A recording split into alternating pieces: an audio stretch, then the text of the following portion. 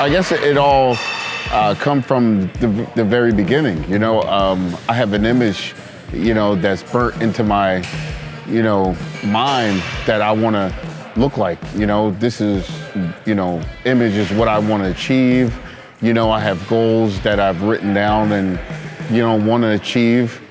So every day I wake up, I want to get closer and closer to those goals. So the only way I'm going to do it is get into the gym and do what I need to do what I do. So yeah, unless I get in there and do it, there's no way I'm gonna be able to achieve it.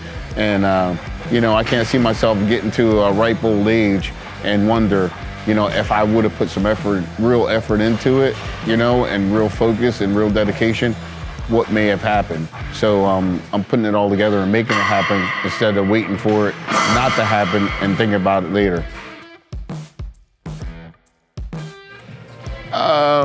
What's my monthly food bill now compared to then?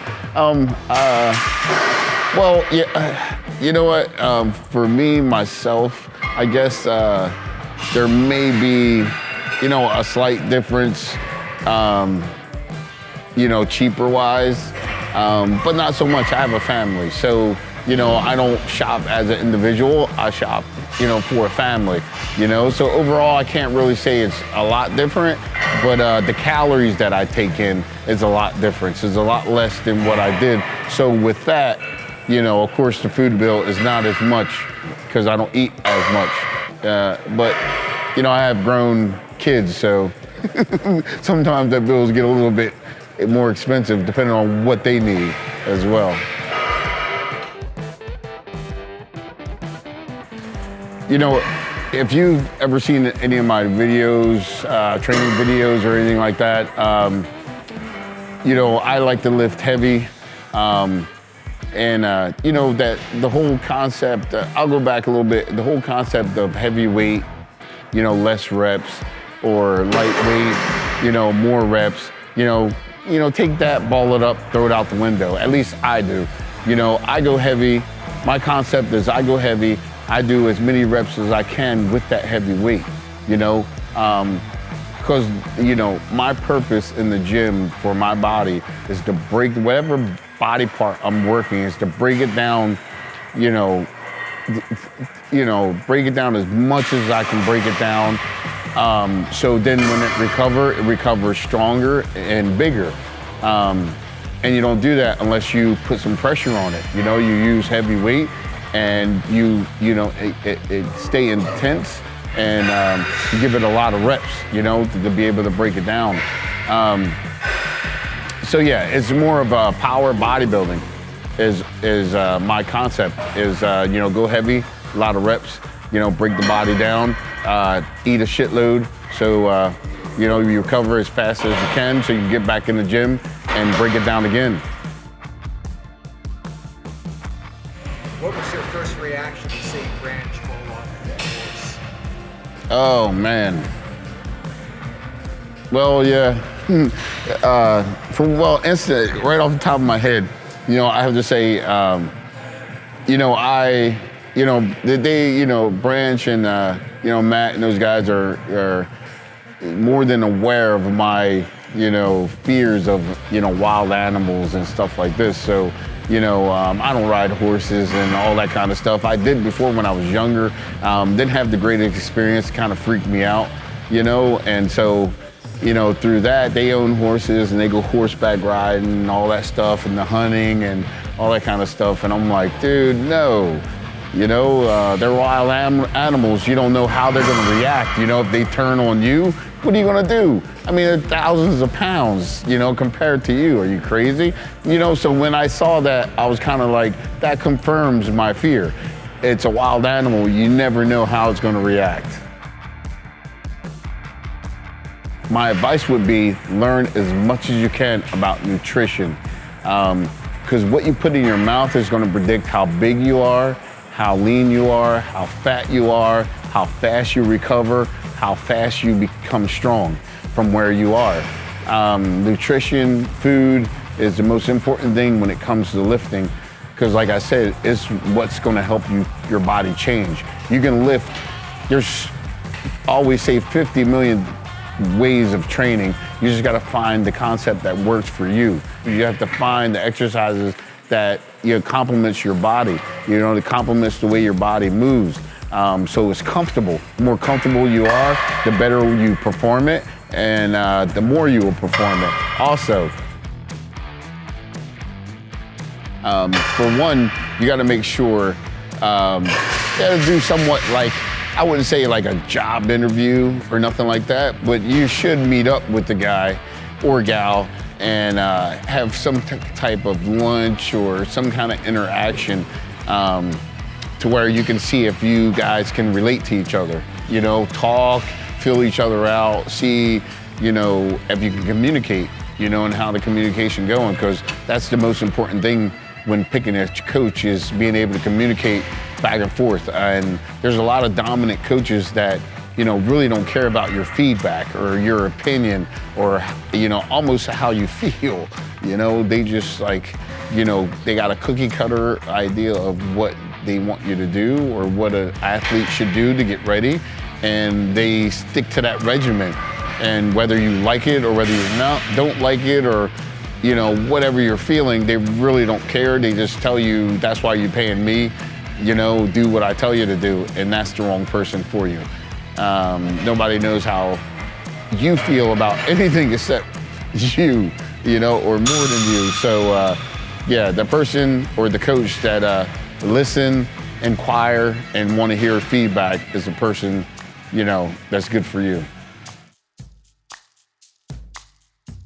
Only thing as you get older, I think you should do, or I think it's important for you to do, is the one thing is become smarter, within yourself, to know your limits. As you get older, you get more and more educated, of course, in what you're doing. And so is being real with yourself and know your limitations. And when you arrive to the gym, you'll go off of how you feel.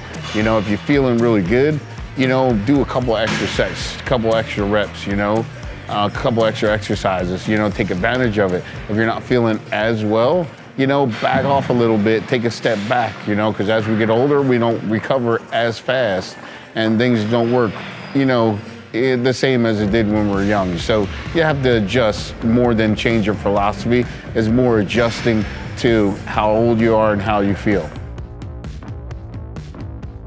Has social media changed bodybuilding for the good or bad? You can say in both ways. It has. It has for the good because of the information that can be, put out to all the up-and-comers and the teens and all that, the newbies. All that information is readily available for them. But on the other hand, some of that information isn't good information. So they can learn the bad way to do stuff. So it just depends on, I guess who you ask and what angle you're looking at it. Because there's a good part about it and definitely there's a bad part about it. What's the lift I'm most proud of? Wow, that's a good question. Because I've had a lot of feats that I'm really proud about doing. I guess, God, it's going on in my head. So many different things, and it's going through. If there was a video of seeing all the videos that are going on in my head right now, it'd be pretty amazing. But I guess I would have to say, as a close race against doing 100-pound side laterals or 120-pound dumbbell sitting front raises. Those two are about the, and I say that because actually one of the times that I did 100-pound side laterals, I did it out at Gold's Gym in Venice. Tom Prince, I was working with Tom Prince and Charles Glass at the time. Charles was my trainer and Tom was my nutritionist. So I went out and visited Tom. I would go out at least 1 week out of the month to visit and hang out there. We went to the gym to work out. I was doing shoulders and he wanted to see me work out and then take me up to the posing room and stuff like this. And so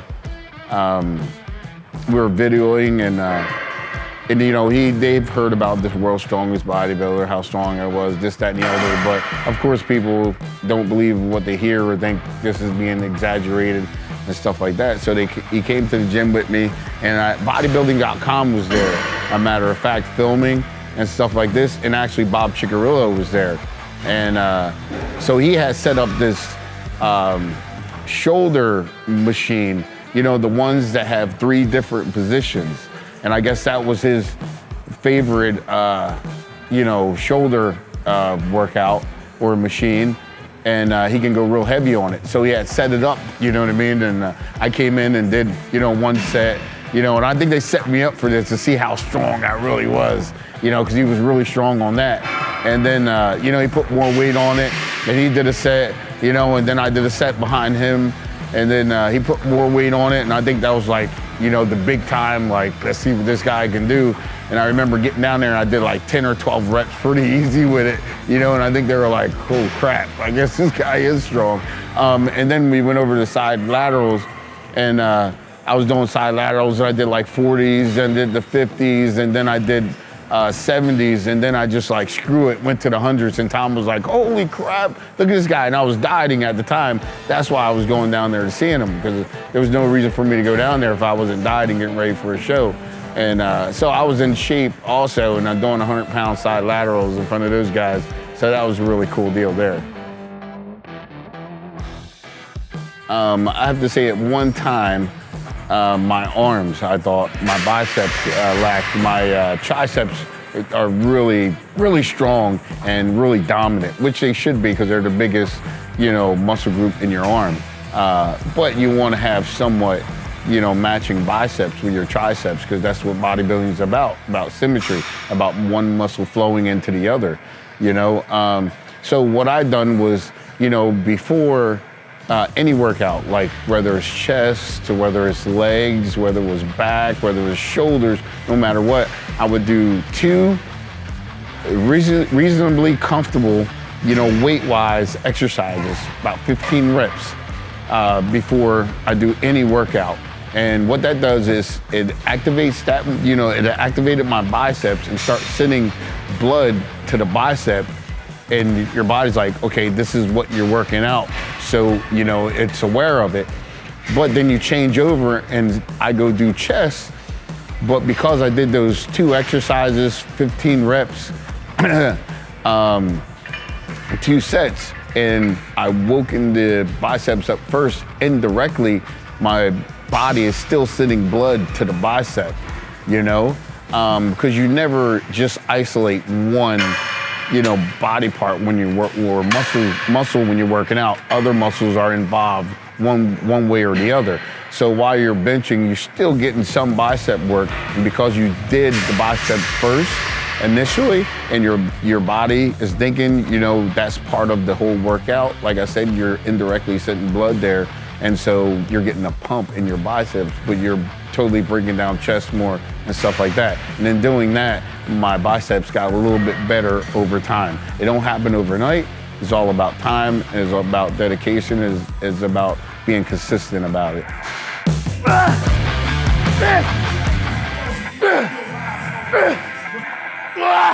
Hey, IFBB Pro, Johnnie Jackson. This is 10 Questions with Mutant. See you next time.